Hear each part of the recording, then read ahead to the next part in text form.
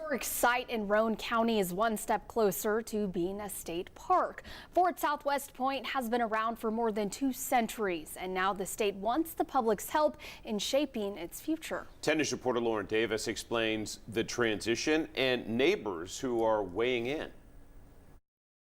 Behind me is a site that dates back to 1797 as a frontier fort and supply depot. But now Fort Southwest Point is entering a new chapter, and state leaders say the community's voice will help write it. Fort Southwest Point is a historic site. This year it will become a Tennessee state park.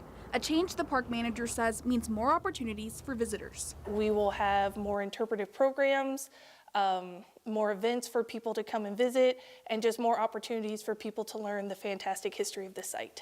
Preserving the site is top priority. That's why state leaders want the community to fill out an input survey as they work to create a master plan for the park. I get to preserve and protect the history of this site, and with that we're going to be going into schools and have field trips come out here so kids can learn the history of this area, and also just teaching the general public some history that they may not know. New Kingston residents Julie and Rachel Foster say they filled it out right away.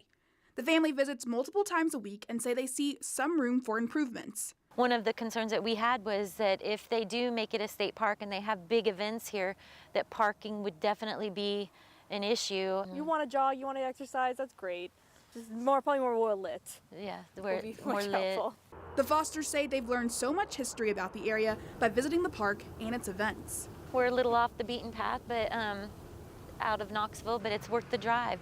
The people that come to those events, they've dedicated their life to the history of this area, and they come from very far away, and they bring it alive. The survey is open through March 31st. State leaders say the community's input will help shape the future of the park for generations to come.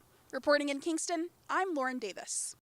And we do have a link to that survey right now at WBIR.com. Again, as Lauren mentioned, it is open through the end of the month. Here are a couple of differences between city parks and state parks. Local governments typically run city parks within the city limits.